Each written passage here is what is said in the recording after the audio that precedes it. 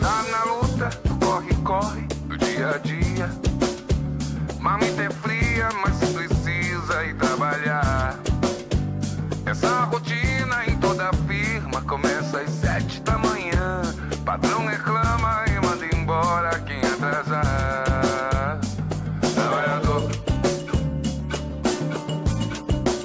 Trabalhador brasileiro, que sem dinheiro vai dando um jeito, vai pro serviço. É compromisso, vai ter problema se ele faltar. Salário é pouco, não dá pra nada, desempregado também não dá. E desse jeito a vida segue sem melhorar. Trabalhador brasileiro, trabalha igual burro e não ganha dinheiro. Trabalhador brasileiro, trabalhador. Olá, companheiros e companheiras. Estamos dando início a mais um programa Sindicatos em Movimento. O tema de hoje é Crise para quem? Vamos tratar da reforma trabalhista do governo Michel Temer, né, o atual presidente da República, do PMDB. Pelo que eu li da reforma, é muito ruim para os trabalhadores. Quando a gente pensa em reforma trabalhista, deveria ser minimamente um pacto social, né? Essa deveria ser a diretriz. O que a gente tem hoje, praticamente uma reforma encomendada pelo empresariado. Essa é a minha opinião. Eu estou aqui com dois militantes aí, convidados de hoje. Rodrigo Inácio, funcionário do CEP, foi militante do movimento estudantil e hoje milita no Fórum Sindical e Popular de Nova Friburgo. E Ângelo César Jaqueline Júnior, Tudo bom? Sociólogo, professor e diretor do CEP. Com certeza eles terão muito a nos dizer a respeito, que a gente pode afirmar que os dois representam de fato os trabalhadores e trabalhadoras da nossa cidade.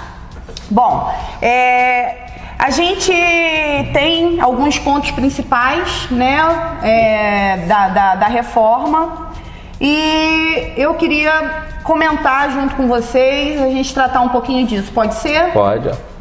Vamos lá. Ok, Rodrigo? Ok. Então, vamos começar. Um dos pontos é o acordado sobre o legislado. Hoje a gente tem, né, a CLT, que é a lei que regulamentou, né, na década de 40 os direitos trabalhistas, né? Um dos argumentos do governo para implementar a reforma é que a lei é muito antiga e precisa de novas considerações.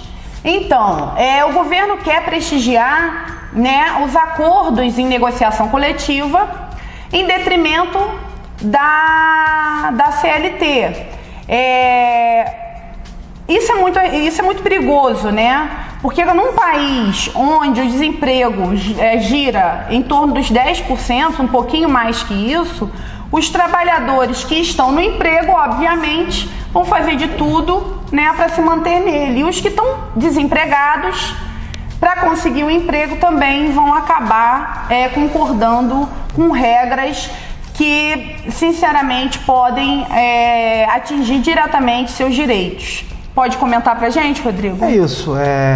Desde quando Eduardo Cunha ascendeu à presidência da Câmara e depois com o governo interino de Temer, onde ele apresenta a agenda, aquela ponte para o futuro, né? Que a gente costumou chamar de uma pinguela para o passado, que era uma agenda de retrocesso, de retirada de garantias sociais, de direitos trabalhistas. E a gente vê que de lá, né, desde esse momento, agora com a efetivação, né, do governo Michel Temer, que a gente vai seguir agora esse mandato sendo governado pelo PMDB, a gente vê que essa agenda de tentativa, né, de retirada de direitos dos trabalhadores vem ganhando força. Isso já estava sinalizado desde quando Temer assumiu interinamente o governo. E a gente vê a força que a mídia vem fazendo para colocar na cabeça dos trabalhadores que a CLT é algo ultrapassado, algo que tem que ser reformado, e a todo momento vem colocando isso, né, incutindo em algumas matérias de jornal essa necessidade de reforma da CLT. É perigoso esse expediente de fortalecimento dos acordos coletivos de trabalho em detrimento do que tem na CLT. A gente sabe que várias empresas avançam sobre o que está garantido em lei, então é importante que a gente tenha, é importante que o trabalhador tenha essa segurança de ter uma lei que proteja, né, os seus direitos, que traça essas garantias e não que fique à mercê de uma negociação coletiva onde os patrões têm muito mais força, muitas das vezes, em cima, né, do esvaziamento que a gente está tendo, que a gente vem vivendo no movimento sindical. Então é importante que a gente tenha essa proteção da CLT e que a gente batalhe, que os sindicatos, que os trabalhadores estejam atentos para essa agenda que vem sendo implementada, que o Cunha tentou, né, de alguma maneira implementar e que agora, com a efetivação do governo Temer, pode ser um expediente perigoso de retirada de direitos e de quebra de garantias fundamentais que foram fruto de muita luta, né, de vários trabalhadores ao longo da história. Em muitos casos, essas negociações elas já existem, né? As empresas já fazem isso. E um dos argumentos, por isso eu disse, né, que é uma reforma encomendada, né, pelo empresariado, porque quando um dos argumentos do governo é a insegurança dos empresários, né, dada essas negociações que já acontecem, né, já são feitas, então não pode ser outra coisa senão uma reforma voltada para o empresariado e não para os trabalhadores. Acaba que essa insegurança jurídica que o governo afirma, né, em relação aos empresários, ela vai se transferir totalmente para os trabalhadores, né? Os trabalhadores que vão passar a viver essa insegurança que, na verdade, não existe em relação ao empresariado, né? Primeiramente para Temer, né? Porque a gente vai explicar, né? Acho que alguns pontos vão ser, né, conversados aqui, né? Por isso essa reivindicação, né, que vem das ruas, né? Algumas coisas estão sendo faladas, né? Primeiro deixar claro que a gente tem que ter cuidado com o discurso técnico, né? Apesar de não ser advogado, a gente tem a questão da CLT, quando falam que a CLT está ultrapassada, né, e que a CLT tem que ser modernizada, o que foi feito na década de 40, muito já foi transformado. Tá? Então esse argumento muitas vezes que é usado é uma falácia, né? Muito da CLT já foi transformada, né? A questão do acordo coletivo realmente é muito perigosa. Por isso que a gente acha que tem que ser uma questão, né, muito mais além, né, da questão técnica, meramente jurídica. A gente tem que ir, né, para o campo social, para o campo político, né? E quando o companheiro e a companheira falaram muito bem aqui, a questão do empresariado, né, a gente tem uma parte do empresariado com esse interesse, né? E quando a gente às vezes fala de empresário, parece que não é o Manuel do botequim ali, ou o João da padaria. Não é o grande capital, né, o avanço do grande capital, né, que exerce essa força política.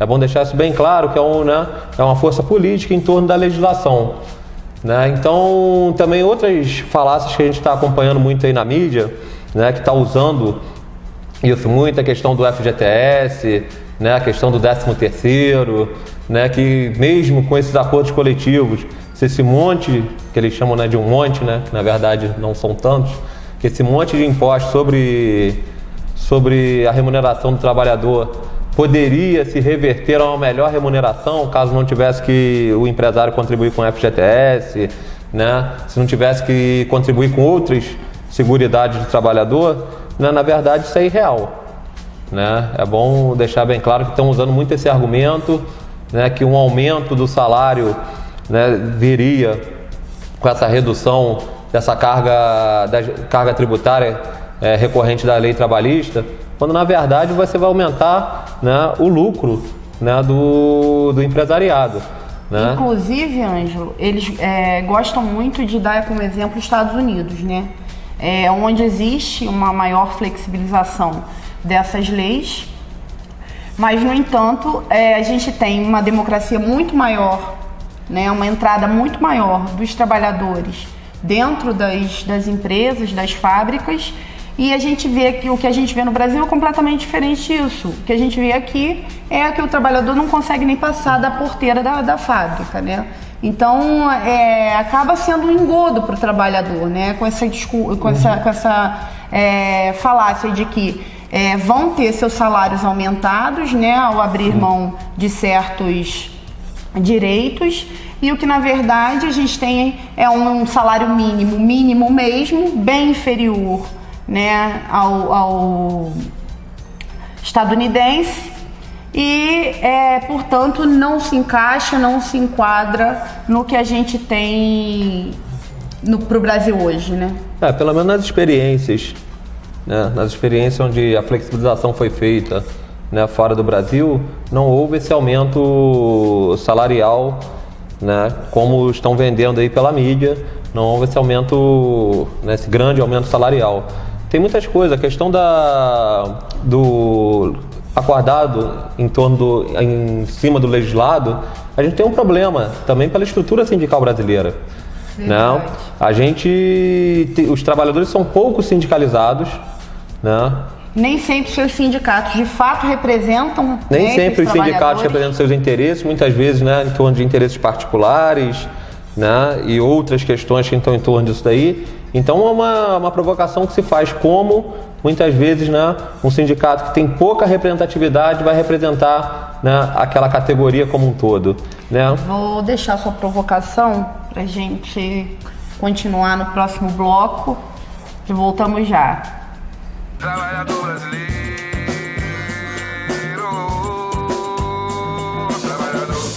O Sindicato dos Trabalhadores da Construção Civil do Centro Norte Fluminense, com sede em Cordeiro, na Rua Padre André Boaventura 19 Centro, telefone 2521-1212, e em Nova Friburgo, na Rua Aristão Pinto 91 Centro, telefone 2528-7314. Oferece para você, trabalhador da construção civil, atendimento médico, odontológico, jurídico e muito mais. Venha nos fazer uma visita. Sindicato dos Trabalhadores da Construção Civil, há 80 anos lutando pelos seus direitos. Juntos, somos muito mais fortes. Não fique só, fique sócio, sindicalize-se. Trabalhador brasileiro, trabalhador. Então, voltamos. Deixar o Ângelo concluir o raciocínio dele. Estava falando em relação à sindicalização, à representatividade pelos sindicatos dos nossos trabalhadores hoje no Brasil, como que isso influencia na questão da reforma, né? O problema é a pouca, como estava, né, falando no outro bloco, a pouca sindicalização que a gente tem em alguns setores, né, como esses sindicatos seriam representativos dessas categorias.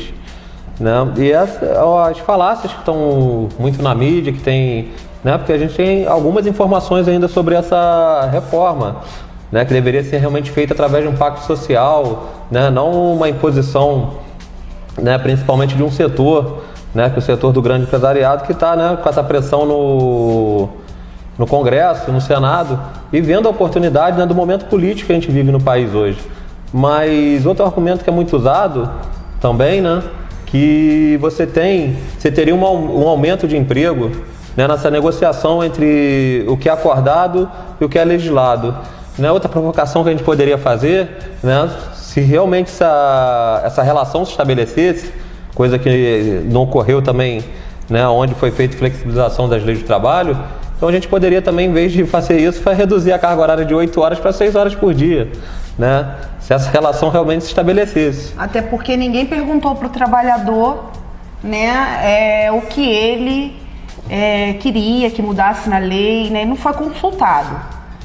A coisa sempre vem de cima para baixo, isso é muito ruim, né? Lembrar que os acordos, né, esses pactos entre o empregador e o empregado, eles podem acontecer, né? Eles só não podem retirar direitos, eles não podem vir desrespeitando a lei, estando abaixo da lei. E é isso que eles querem. Eles querem que os acordos possam ser feitos, né, de forma imediata entre as duas partes, retirando-se a lei da história, retirando-se a lei da negociação. Você passa a negociar diretamente, o empresário passa a negociar diretamente com o trabalhador, desconsiderando as leis trabalhistas. E isso não é nada mais, nada menos que retirada de direito. Lembrar que a CLT é um parâmetro mínimo, né, e dali os acordos coletivos você pode negociar sempre para cima, né? Então você tem a garantia, vamos dizer, de 30 dias de férias. Se no acordo coletivo se pactuar que são 45 dias de férias, beleza. Você não pode pactuar no acordo coletivo 20. Nunca vai ser. Nunca vai ser para menos. Não, tô dando assim um exemplo. Dali para cima você pode negociar. Da CLT para baixo é a garantia CLT. O que eles querem mudar é exatamente isso. Que a CLT deixe de ser esse parâmetro mínimo e que o trabalhador e empregador negociem diretamente e isso se sobrepõe ao que está legislado. Essa é a diferença que a gente... Né, os acordos coletivos já existem, mas eles querem que isso se sobreponha a esse parâmetro mínimo que é a CLT. Pois é. Até agora, muito ruim para o trabalhador, né? E toda ela... vocês vão poder acompanhar a serviço da fase que a gente vive do capitalismo, que é a fase financeira, né? Agora vamos falar um pouquinho de terceirização, né, que é outro ponto da reforma trabalhista. A terceirização no Brasil, ela já existe, né? O processo de terceirização, o que é o processo de terceirização, né? É quando a sua empresa passa responsabilidades, né, determinadas responsabilidades que chamam hoje de atividades meio para uma outra empresa. Essa outra empresa vai prestar esse serviço. A gente pode dar o exemplo na educação, né, na educação do Estado do Rio de Janeiro hoje ocorre isso. Atividade meio, o que é considerado atividade meio ao serviço, né, de merenda, de limpeza das escolas, apesar da gente, educador, entender que toda atividade que pertença, né, ao ambiente escolar, ela deveria ser atividade fim, porque a gente entende a todos como educadores, mas só estou dando o exemplo para a gente contextualizar mesmo. Então, essas empresas, elas prestam, né, um determinado serviço para outras empresas.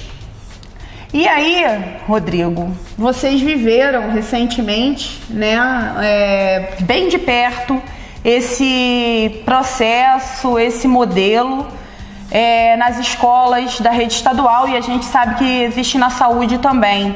Comenta pra gente como é que foi isso daí.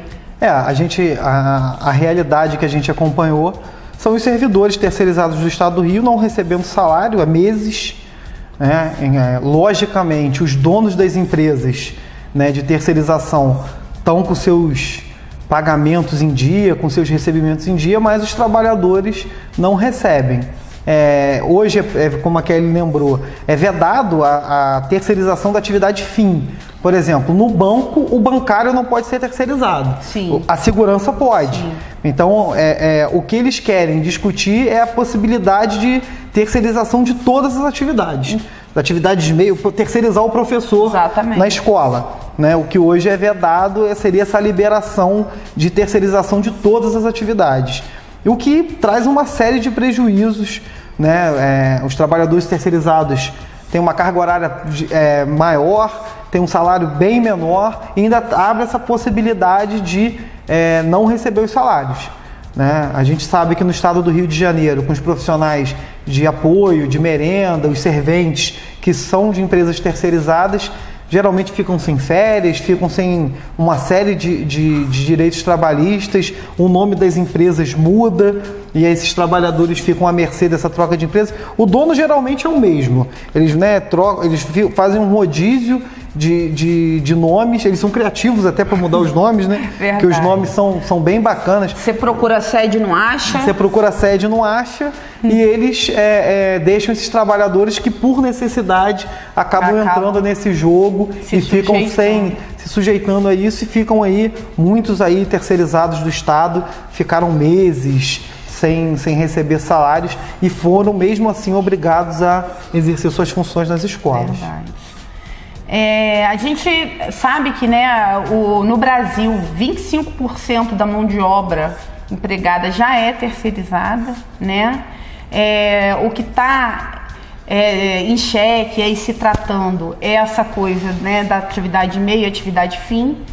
O governo quer que qualquer atividade de fim possa ser terceirizada, e isso é muito ruim, porque as formas, né, como isso se dá, como essas empresas tratam o trabalhador, de retirada de direito, como o Rodrigo colocou, né, você não se pode nem recorrer à justiça porque não se encontra as empresas, não tem sede, até para o Ministério do Trabalho fica complicado de você recorrer porque não acham, não tem vínculo, né, você perde esse vínculo, e passa-se a responsabilidade, né?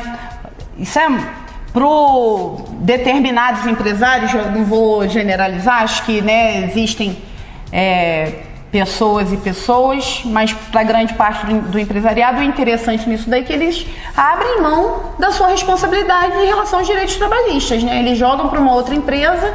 E aí, nesses termos que a gente colocou, os trabalhadores ficam à mercê de qualquer situação aí e risco de perder seus direitos. A gente tem essas técnicas que são utilizadas, né?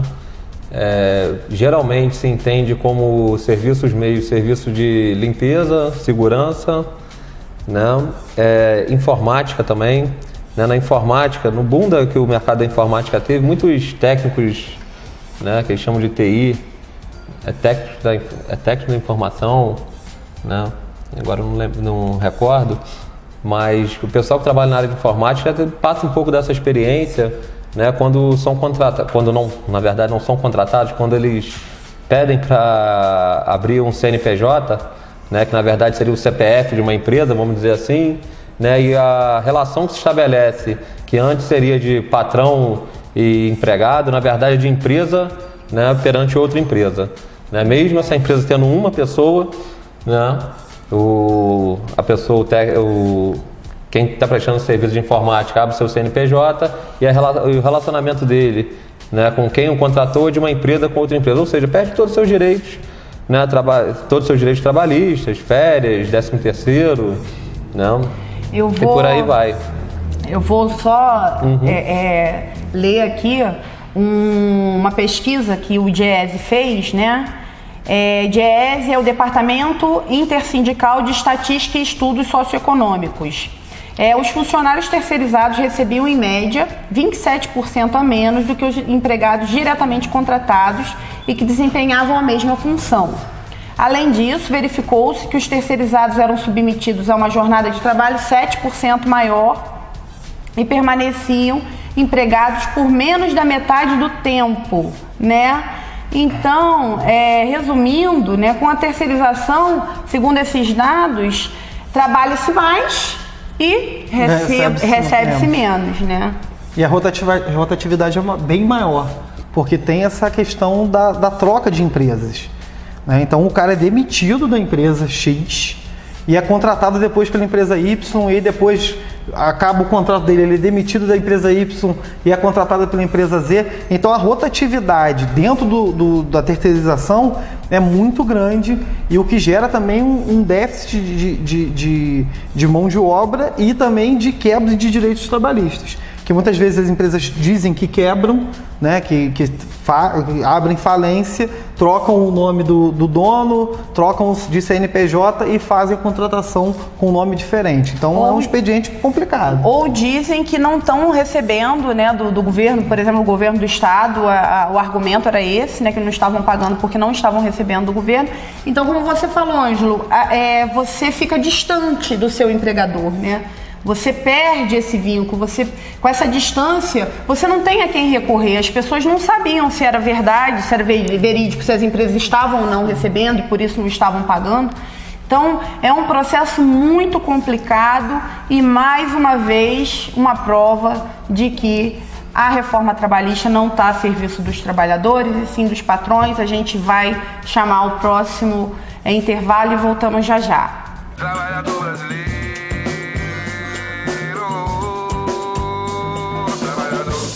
O Sindicato dos Trabalhadores da Construção Civil do Centro-Norte Fluminense, com sede em Cordeiro, na Rua Padre André Boaventura 19 Centro. Telefone 2521-1212 e em Nova Friburgo, na Rua Aristão Pinto 91 Centro. Telefone 2528-7314.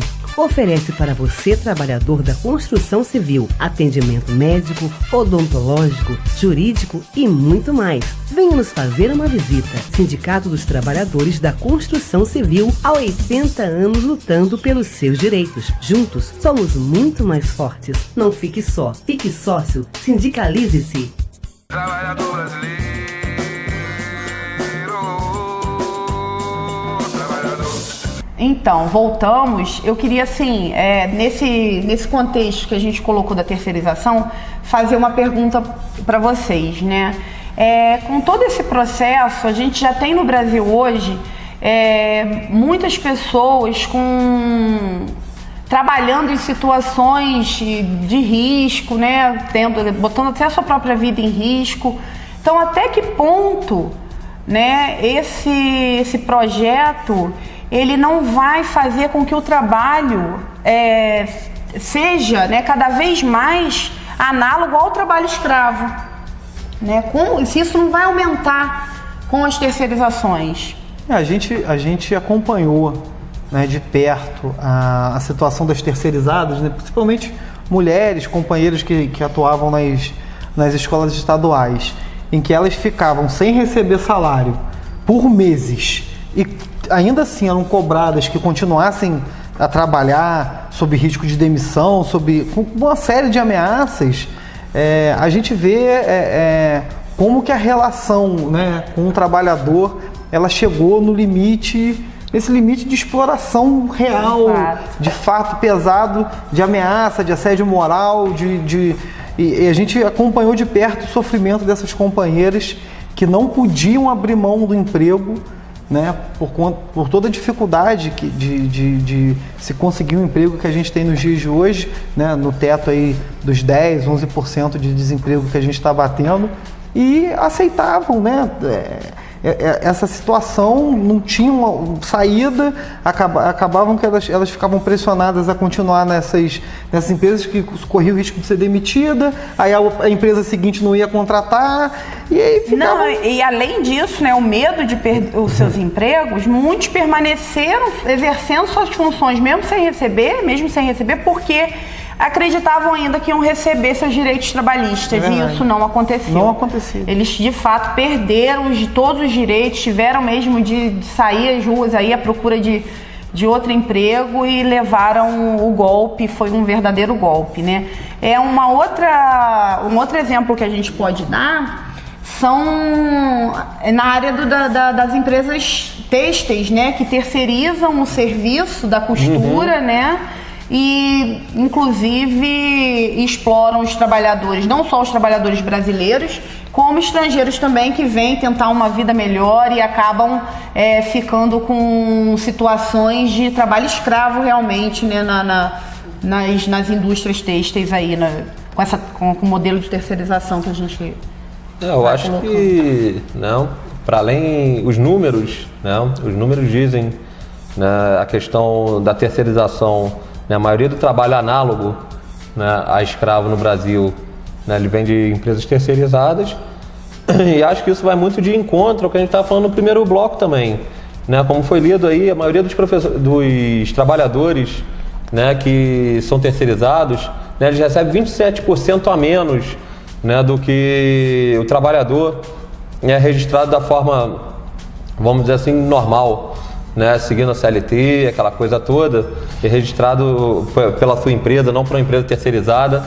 E eu acho que isso vem um pouco, lógico, a gente precisa ainda, né, ter mais debate em torno do tema, acho que a gente precisa de mais números, mas a resposta que a gente de alguns questionamentos que a gente fez no primeiro bloco, parece que já está aí, né? Se realmente o acordado em cima do legislado... Vai valer a pena. Vai valer a pena. Eu acho que assim, a gente vai às primeiras impressões, óbvio, também não vamos... Mas, assim, algumas respostas vão aparecendo. A questão do acordado em cima do legislado, a questão da negociação do sindicato, né, com a patronal, né, porque o nível de sindicalização entre os terceirizados é praticamente nulo. Né? Fora... Eles não sabem nem que tem sindicato. Quantas vezes o CEP foi procurado, né? Para acudir essas pessoas, para tentar fazer alguma coisa por essas pessoas, porque elas não sabiam nem quem as representava. Aí que tá o problema. Quem vai estar negociando esses acordos? Não? Que nível de representatividade tem essas entidades? Né? Se é que elas existem. Tá? Então acho que as contradições vão aparecendo, né? Por isso que acho que a gente como, né, não só os trabalhadores, a sociedade como um todo, né, deve estender esse debate, né? A questão não é só meramente técnica, não é só meramente jurídica, né? Ela vai interferir na nossa vida política e social de uma forma muito grande, né?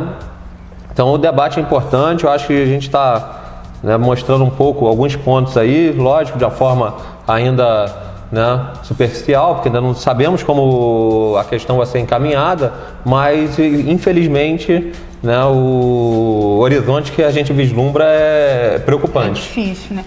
Não, e se a gente não fizer nada, não falar nada, ficar quietinho, né, em casa, do trabalho para casa e de casa para o trabalho, não ocupar nossos espaços dentro dos nossos sindicatos, não formos às ruas fazer essa denúncia, de fato as coisas vão ser aprovadas. A gente não espera outra coisa. A gente tem poucos, né, parlamentares que a gente sabe que vão brigar pelos direitos trabalhistas.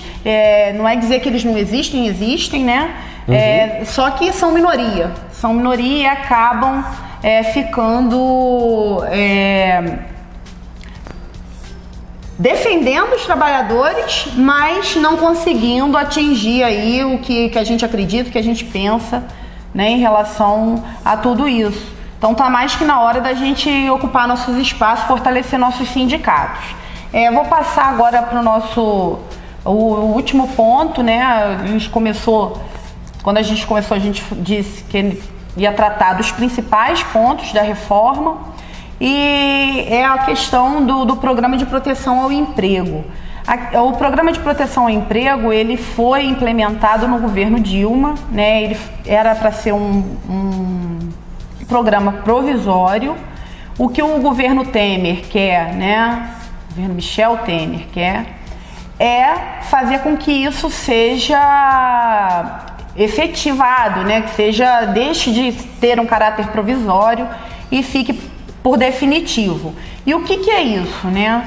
O Programa de Proteção ao Emprego, ele é uma moeda de duas faces, né? Você não sabe se é para defender o trabalhador ou se é para defender o empresariado, porque quando você permite, né, ao empresário reduzir a carga horária semanal, né, ou dar férias, e diminuir os salários, né, e o programa de proteção, no caso, é o subsídio do governo, é o governo complementar essa renda, que também não é integral, é uma parte, né, a complementação, uma porcentagem dessa renda, é muito complicado, né? Você não sabe, o discurso, né, o argumento é de que para o trabalhador não ficar desempregado, não perder seu emprego, não acontecer as demissões em massa, mas como, né? O empresário não pode diminuir o lucro, né? Ele tem de mandar embora, ele tem de demitir, e o governo tem que subsidiar, mais uma vez, o dinheiro público sendo usado aí na iniciativa privada. E dinheiro dos trabalhadores, né? Exatamente. Né? Que a verba do FAT é investimento sem risco, né? A empresa entra em crise, o governo entra com subsídio, é uma bandeira histórica do movimento sindical a redução da jornada de trabalho, mas sem redução de salários. É uma bandeira histórica do movimento, a redução da jornada de trabalho. Vocês com certeza já viram campanhas, né? Reduz para 40, que o Brasil aumenta, essas coisas que o movimento sindical sempre trabalhou, mas é uma redução de jornada de trabalho sem redução de salários. E essa política é exatamente o contrário, né? É redução da jornada com redução de salários e subsidiada com o dinheiro dos trabalhadores. Exatamente. Com o dinheiro do Fundo de Amparo ao Trabalhador. Então, assim, é um investimento muito fácil, né? A empresa entra em qualquer tipo de crise, para não reduzir seus lucros, sim, o governo subsidia e socorre essas empresas, e quem paga a conta duas vezes é o trabalhador, usando verba do FAT e tendo os seus salários reduzidos de forma drástica para poder haver a manutenção, né, desses postos de trabalho, né? É a desculpa que o governo apresentou para poder adotar essa política, né, de proteção ao emprego em todas as aspas que isso possa caber. Sim. E imagina a insegurança que o trabalhador não vive, né? Você está lá na sua função, cumprindo sua jornada de trabalho, que obviamente gostaria que fosse menor para ter mais tempo com a sua família, ter lazer, né, direito ao lazer, não ser considerado meramente mão de obra, né, ser considerado um ser humano como um todo, um ser humano completo, com todas as suas necessidades.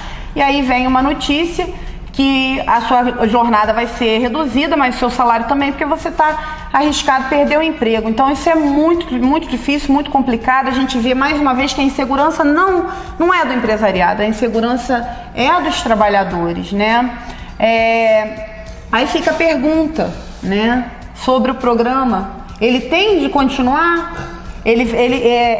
A reforma, o Temer quer que ele seja efetivado, que o governo, o dinheiro público financie as empresas, o dinheiro do trabalhador, como colocou bem o Rodrigo, financie esse projeto. É correto?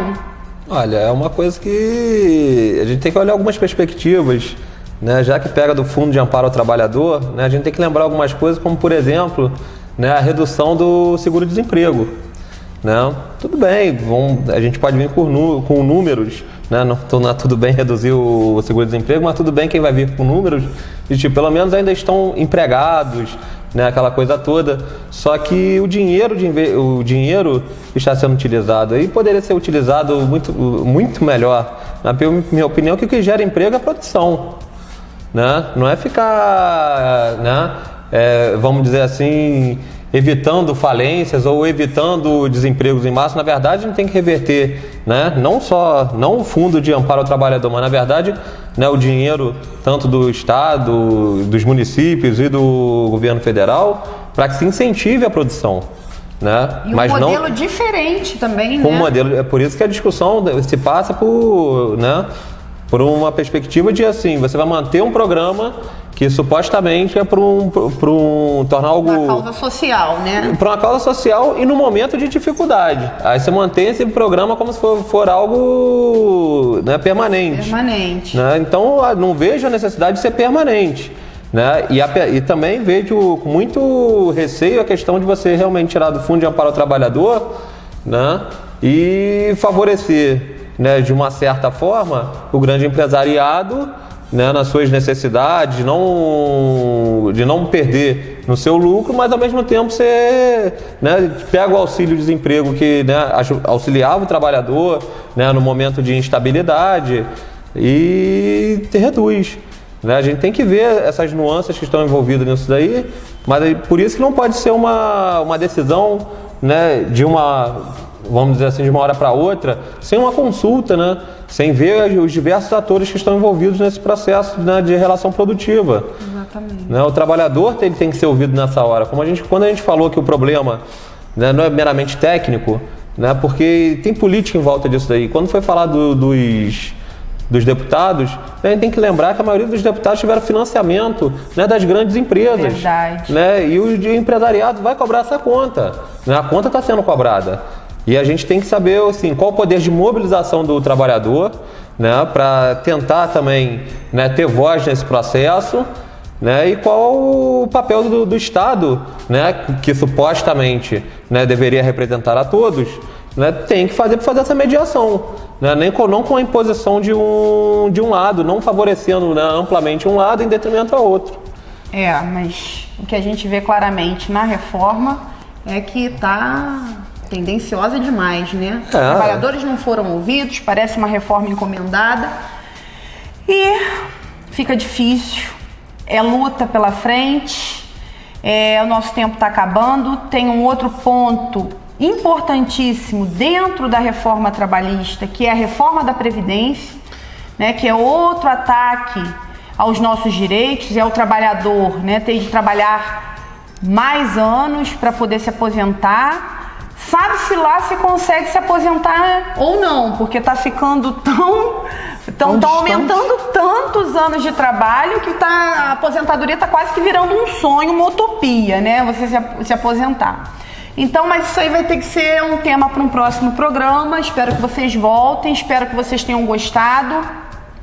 A gente encerra o nosso programa Sindicato em Movimento. Espero que tenha sido útil para você, trabalhador, informativo. E fiquem com a gente vai estar trazendo sempre aqui assuntos que tratem aí da vida de vocês. Não só, como eu falei, da questão da mão de obra, mas do trabalhador como um todo, porque essa é a nossa visão. Um abraço. Está na luta, corre do dia a dia. Marmita é fria, mas precisa ir trabalhar. Essa rotina em toda firma começa às 7 da manhã. Patrão reclama e manda embora quem atrasar. Trabalhador brasileiro, que sem dinheiro vai dando um jeito, vai pro serviço. É compromisso, vai ter problema se ele faltar.